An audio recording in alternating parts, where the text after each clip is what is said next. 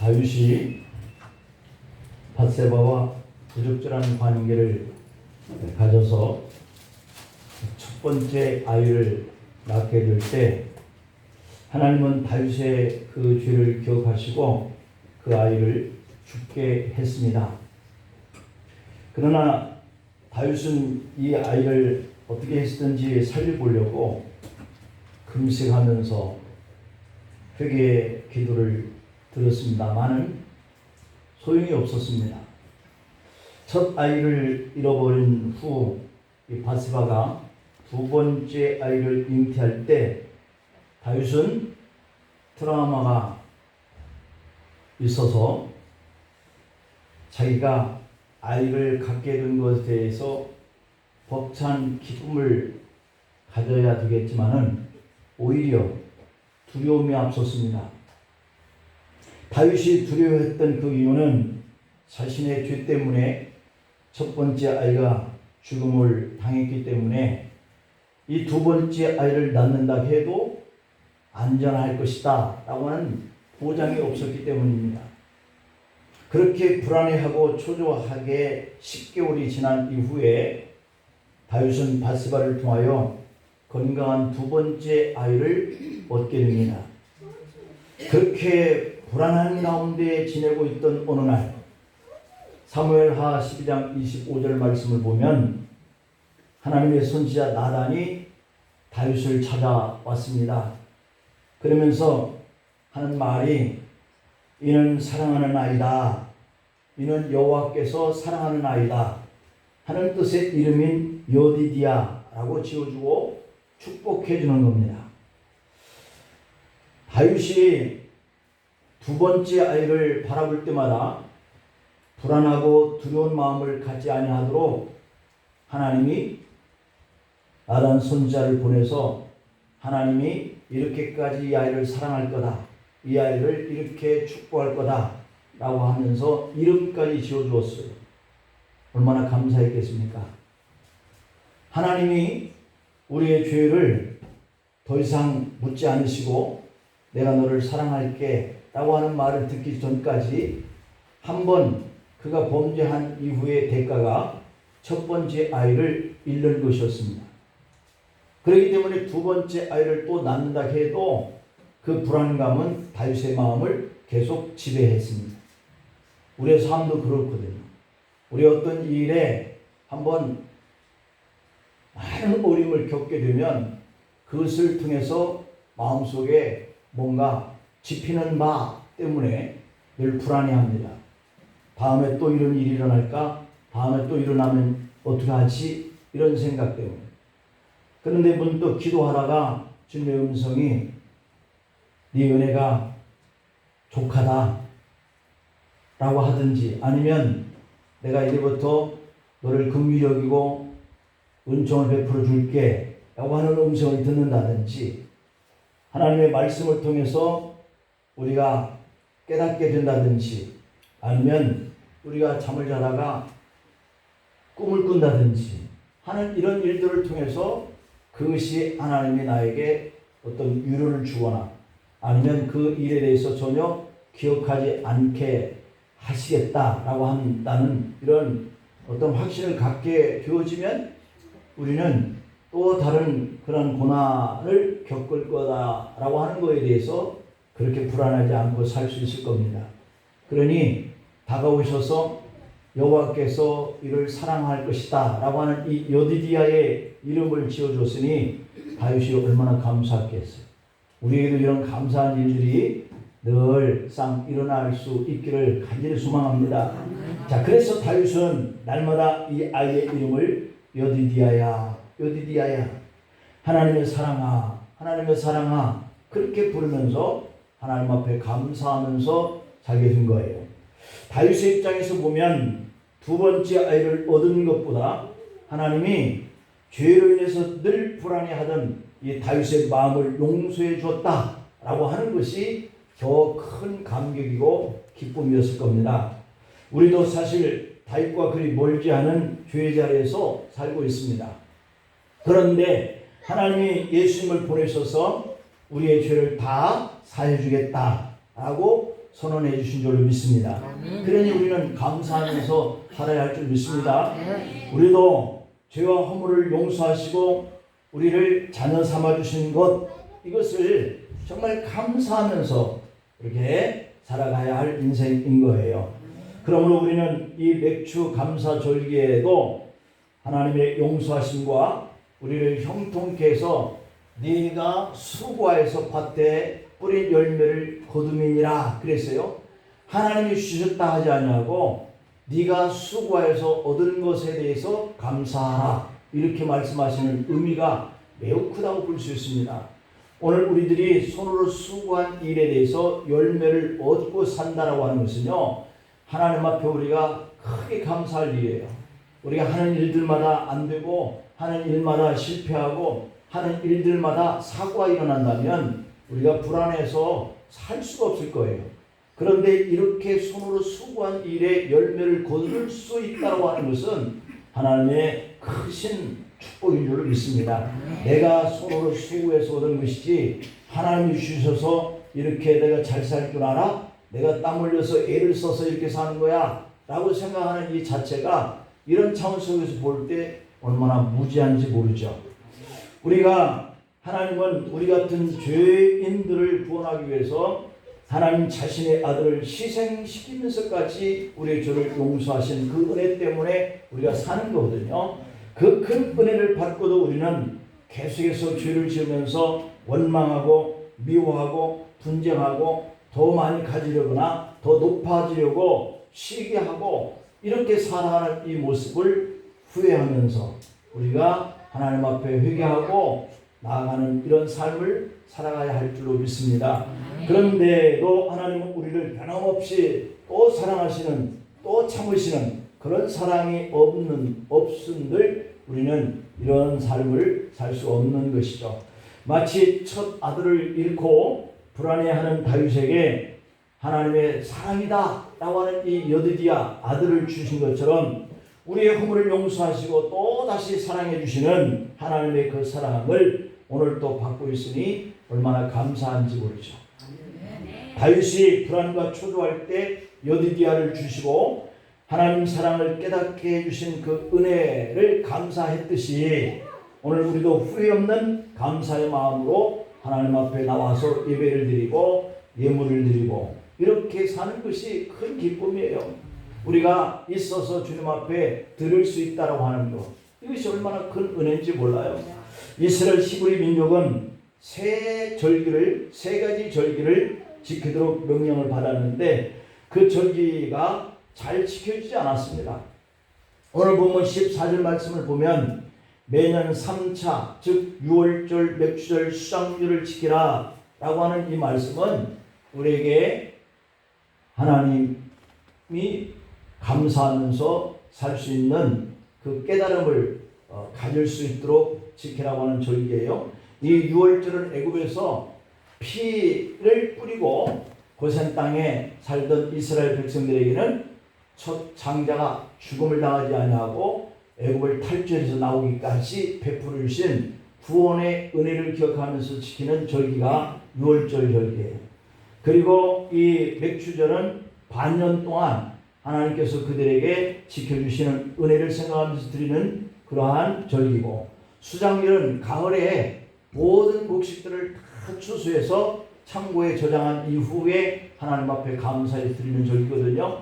그래서 이런 것들을 지키면서 사는 것이 곧 하나님 앞에 그들이 감사하는 마음을 드리는 삶인데, 그들이 이것들을 거두기 시작하면서부터 하나님에게서 멀어졌어요.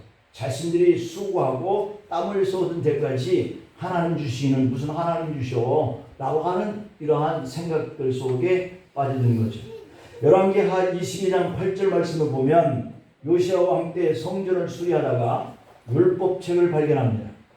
열왕기하 22장 11절에 보면 요시야 왕이 율법책을 발견했다 하는 이 말을 듣고 왕은 그의 옷을 찢으면서 통에 자복합니다. 그 이유는 열왕기하 22장 13절에 보니까 율법책을 읽으면서 책에 기록된 그 말씀대로 지키지 않았던 자신들을 돌아볼 때 하나님 앞에 진노를 받을 수 있구나 라고 하는 이 진노가 하나님에게서 왔구나 하는 이 사실을 깨달았기 때문이에요. 그래서 요시야 왕은 예루살렘 거민은 물론이고 제사장과 선지자와 모든 백성들을 모아놓고 이 율법책을 낭독하게 했습니다. 왜냐하면 듣지 못해서 지키지 못한 그런 결과가 와서 하나님의 진노를 받지 않도록 하기 위하여 모두가 다 들을 수 있도록 이렇게 모이게 한 것이죠. 그리고 요시야 왕은 모든 백성으로 하여금 유월절을 지키도록 선포합니다. 구원의 감격을 하나님 앞에 감사하는 그러한 절기죠. 오랫동안 선지자 제사장과 온 백성들이 모두가 말씀에 무지하여서 절기 지키는 것을 외면하고 있어요. 이 구원파들은 우리의 기성교회를 향해서 왜 유월절을 안 지키느냐라고 얘기합니다. 이제는 우리가 이스라엘 백성들이 구원을 받고 애굽에서 탈출했던 그 감격을 지키는 시대가 아니에요. 예수 그리스도께서 우리의 죄를 대신 사하기 위해서 십자가에서 달려 돌아가시는 그 구원의 그 믿음을 가지고 우리가 살기 때문에 우리는 유월절을 지킬 필요가 없는 줄 믿습니다. 그래서 유월절을 따로 안 지키는 거예요. 그래서 요시야 왕 때 예루살렘에서 하나님 앞에 절기를 지키게 된 거거든요. 요시야 왕처럼 말씀에 의지해서 오늘 또 이와 같은 절기를 우리가 지키는 겁니다. 요시야 왕이 책에 기록된 모든 것을 행하지 아니하였기 때문에 여호와께서 내리신 그 진노가 크다 탄식을 했어요. 그랬던 것처럼 오늘날 믿음의 사람들이 하나님 앞에 나와서 이렇게 감사하면서 절기를 지키지 못하는 그 무지함을 돌아보면서 오늘 우리도 요시야 왕처럼 가슴을 치며 탄식을 해야 되고 그게 회개를 해야 되고 그런 역사가 우리 가운데도 일어나야 합니다. 특별히 오늘은 맥추절을 지키라고 하는 이 말씀을 한번 생각해 보겠는데요. 오늘 본문 16절 말씀을 보면 이는 네가 수고하여 밭에 뿌린 것에 첫 열매를 거둠이다 라고 했기 때문에 이 맥추절을 지키라는 겁니다. 그러니까 이 첫 열매는 6개월 동안의 일모작이죠. 그 다음에 가을에 벼농사 이모작, 추수는 추수감사절에 지키는 절기죠. 그래서 오늘 우리 집 밑에 지방에 내려가도 이모작 농사들을 다 해요. 보리 농사들을 하고 있는 것을 보는데 논에도 심고 밭에도 심고 밀도 가끔씩 심고 이렇게 하는 것을 볼 수 있는데요. 그러니 이와 같은 것들을 거두는 농사꾼들이 아닌 우리들은 그러면 농사를 안 지니까 안 지켜도 되지 않느냐라고 하는 생각을 가질 수 있는데 우리는 그 대신 다른 통로를 통해서 수익을 올리면서 살고 있잖아요. 그렇기 때문에 6개월 동안 하나님이 우리가 그 수익을 통해서 이렇게 평범한 이렇게 보통의 삶을 살아갈 수 있게 된 것도 하나님의 큰 은혜다라고 생각하면서 우리가 절기를 지키는 겁니다. 2차 세계대전 중에 한 조종사가 한 여성과 펜팔을 했는데 그 펜팔을 통해서 전쟁터에서 삶의 위로를 용기를 얻으면서 살았어요. 전쟁이 끝났는데 이 두 사람은 한 장소를 정해놓고 만나자고 했습니다. 조종사를 기다리는 여자는 역 앞에서 꽃 한 송이를 들고 서 있기로 했죠. 조종사도 드디어 역전에 도착을 했습니다. 정문 앞에 다가가는데 한 뚱뚱하신 아주머니가 꽃을 들고 서 있었습니다. 조종사는 실망이 됐을까요? 안 됐을까요? 조종사는 아주 총각인데 아줌마가 꽃을 들고 서 있으니까 아 내가 아줌마와 펜팔을 했단 말이냐? 그리고 큰 실망을 한 거예요. 자기와 지금까지 펜팔했던 여인이 아가씨인 줄만 알았는데 저 아줌마와 펜팔을 하면서 내가 꿈을 꾸고 공상을 가지고 있었구나 라고 생각하면서 조종사는 그 아줌마에게 다가가던 발걸음을 멈추고 생각해 봤습니다. 내가 이미 결혼한 아줌마를 만나서 무엇을 하겠나. 그래서 모른 척하면서 지나가려다가 만나기로 한 약속이기 때문에 지켜야 한다라고 하는 이런 생각을 가지고 그 아줌마에게 다가와서 인사를 했습니다. 그 순간 그 아줌마는 조종사에게 이렇게 말합니다. 저는 사실 저 집 앞에 꽃가게 하는 주인입니다. 아주 멋진 아가씨가 가게에 들어와서 내 손에 꽃 이것을 들려주면서 어떤 분이 와서 내게 말을 걸어오면 건너편 식당에서 기다리고 있다라고 전해달라라고 했다는 거예요. 여러분, 이 조정사는 약속을 지켰기 때문에 대박이 터진 겁니다. 네.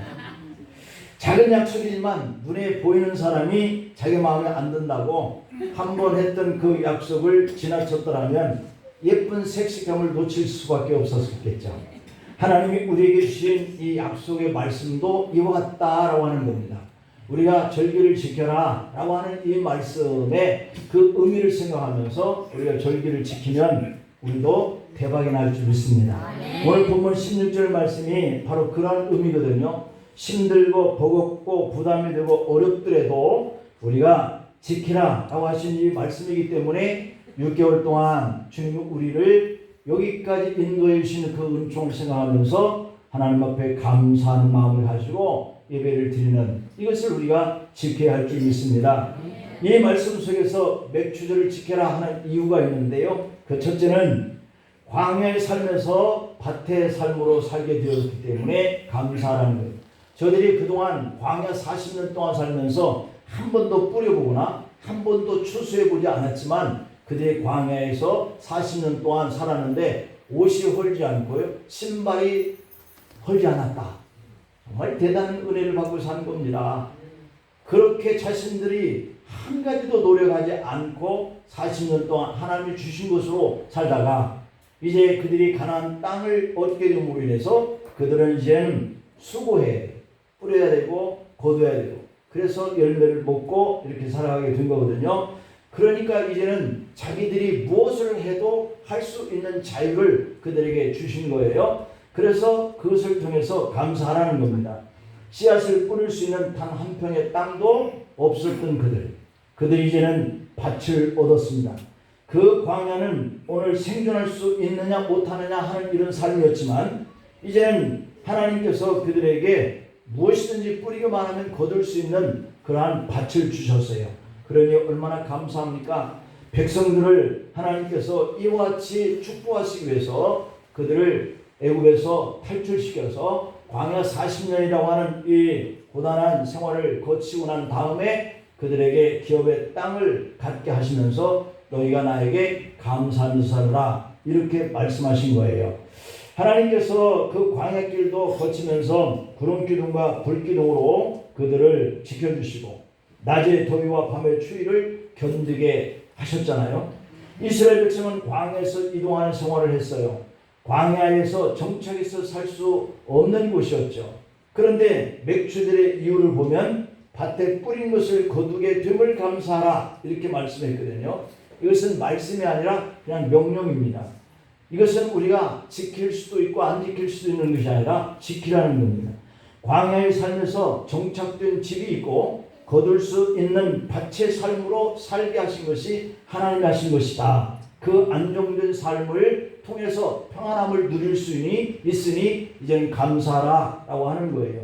내 땅이라고 단 한 평도 없던 이스라엘 백성들이 이제 약속의 땅에 들어가서 거저 땅을 얻고 밭을 만들고 개인이 소유할 그 밭을 경작하는 삶을 살게 되었기 때문에 얼마나 감사한가요. 그래서 여러분의 삶의 평안과 안정을 생각하면 하나님 앞에 감사해야지 하는 마음으로 사시기를 축복합니다.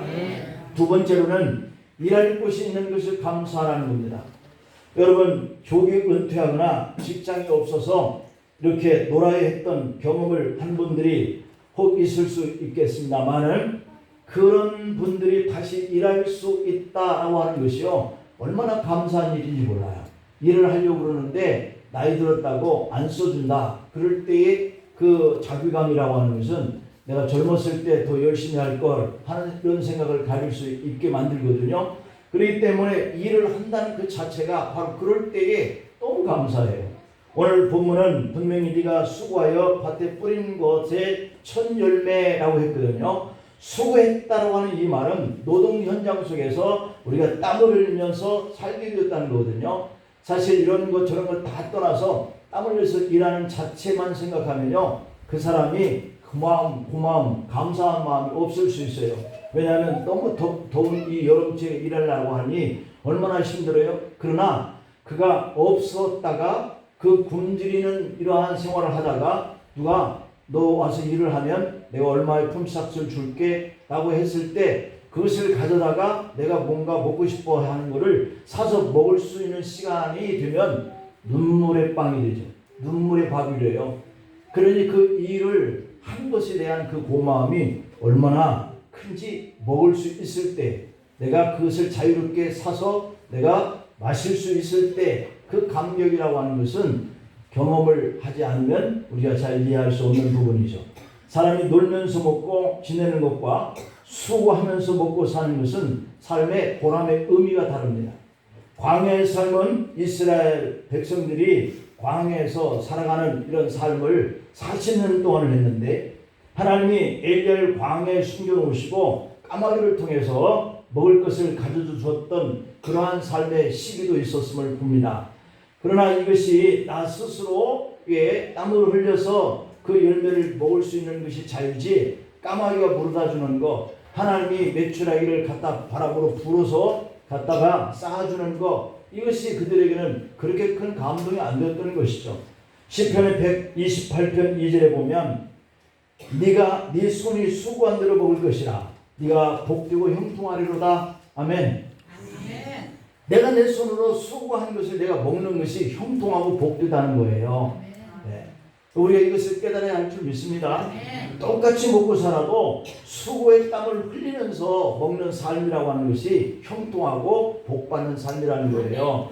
우리가 그냥 가만히 있는데 누가 좀 갖다 주면서 먹는 것은 우리가 허덕이게 만들잖아요. 네. 좀 더 먹었으면 좋겠는데 없어서, 그러면 좀 더 먹었으면 좋겠다라고 할 때 내가 이 땀을 흘려서 가지고 있는 것이 있으면 가서 마음껏 사 먹을 수 있잖아요. 그런데 우리의 손이 수고하는 것을 먹지 못하게 하실 때도 있다라고 하는 겁니다.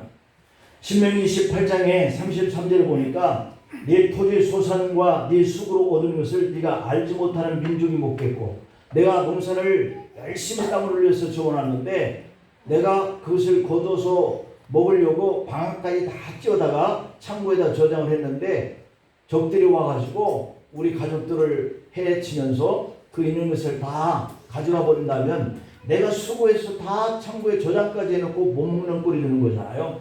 이것은 복이 아니에요. 그래서 시편 78편 46절에 보면 그들의 토산물을 황충에게 주셨고 그들이 수고한 것을 메뚜기에게 주셨다라고 이렇게 기록되어 있습니다.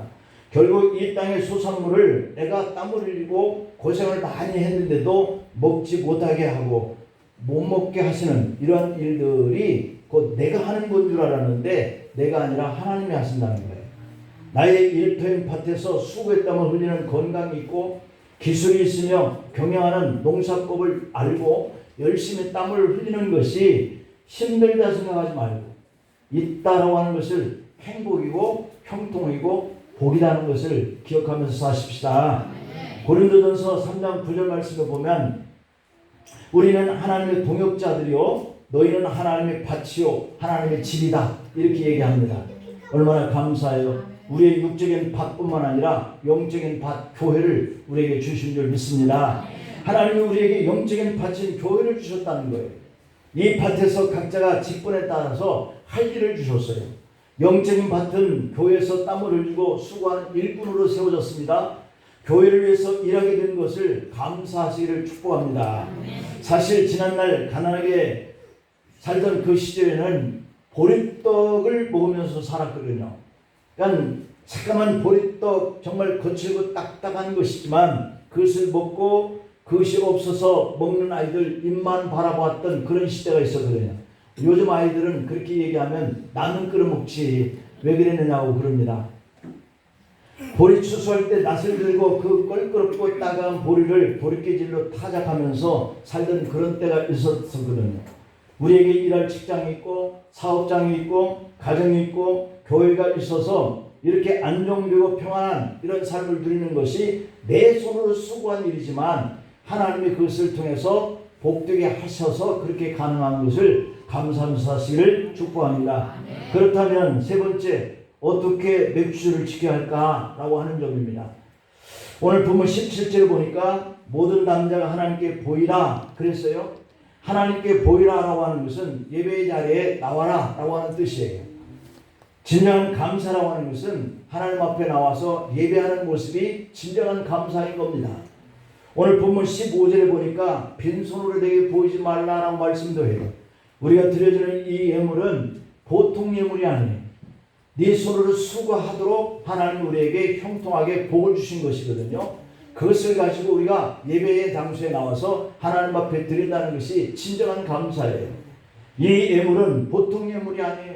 하나님이 내가 땀을 흘려서 수고한 것에 하나님이 주셔서 생긴 것들이에요. 그러니 이것을 다시 주님 앞에 드리는 마음을 우리가 갖는다는 것은 그 마음이 하나님을 얼마나 사랑하는 마음이냐는 것이죠. 맥주 전에 한 해에 첫 열매를 드리는 절기라고 그랬는데 우리가 뿌린 곡식의 첫 수확을 얻는데 그것이 얼마나 큰 감동이겠어요. 이스라엘 백성들이 광야를 끝나고 이 가나안 땅에 들어와서 첫 번째 그 씨를 뿌리고 거둔 그 곡식을 붙들고 아마 울었을 겁니다. 얼마나 큰 감동이었겠어요. 자신들이 땀을 흘려서 뿌린 그 결과의 열매였지만 광야 40년을 거쳐오는 동안에 그들은 자신들의 손으로 할 수 있는 것이 한 가지도 없었던 거예요. 그런데 이제는 자신들이 뿌리고 자신들이 거두고 자신들이 먹을 수 있는 이 자유와 평안을 주셨으니 얼마나 큰 감동이에요. 어느 날 호르몬이가 결혼해서 분가한 아들 집을 찾아갔는데 어찌된 일인지 아들 손에 고무장갑을 끼고 있습니다.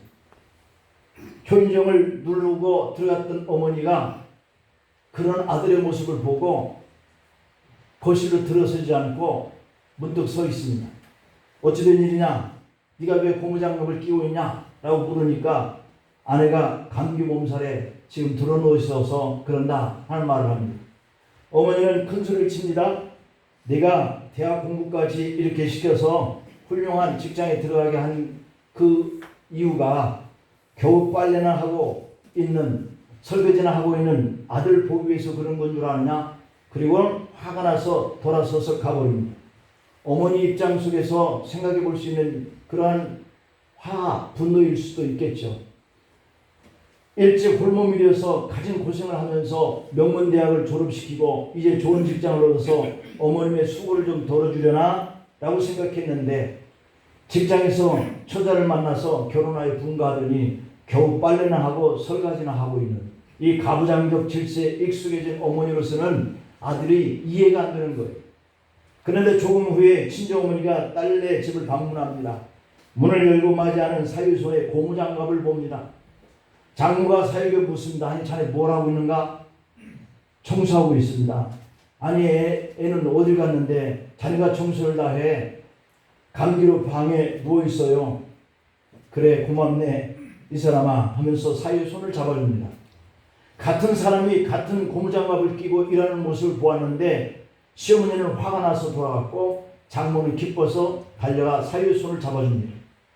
시어머니는 가는 곳마다 며느리가 자식을 망쳐놨다고 흉을 보고 돌아다니고 친정어머니는 가는 곳마다 사위 자랑을 하면서 돌아다닙니다.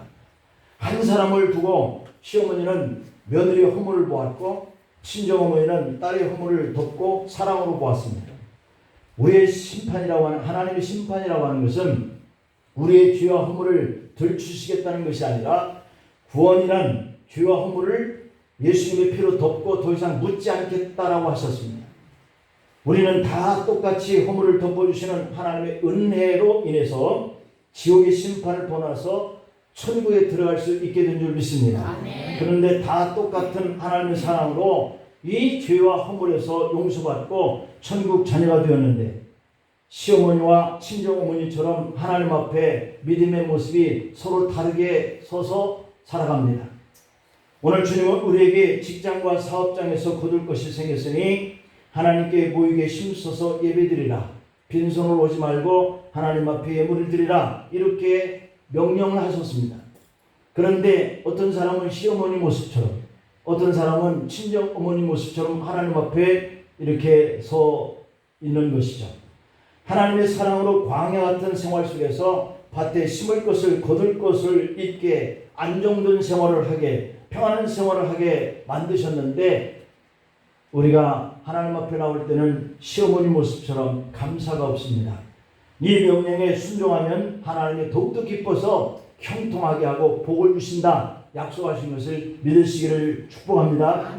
이런 관계를 하나님 앞에 믿음으로 순종하면서 우리가 살면 반드시 여러분과 자녀가 복된 하나님의 형통한 그러한 축복 속에서 살아가는 인생이 될 줄 믿습니다. 기도하시겠습니다. 아버지 하나님 감사합니다. 우리가 빈손으로 왔으니 또한 빈손으로 갈 터이지만 우리가 손으로 수고한 직장 일들과 세상에서의 소득을 얻는 일을 통해서 하나님 앞에 살아가는 이 모습은 어떤 사람은 시어머니 모습처럼 어떤 사람은 친정어머니 모습처럼 살아갈 수밖에 없는 우리의 모습을 긍휼히 여겨주시기를 원하고 모두가 다 하나님 앞에 예배하며 또한 주신 것을 감사하는 마음을 중심을 가지고 사는 모습이 친정어머니의 모습처럼 하나님 앞에 구원받은 그 감격과 그 기쁨을 가지고 살아가는 저희들 되게 하여 주시옵소서. 예수님의 이름으로 기도하옵나이다. 아멘.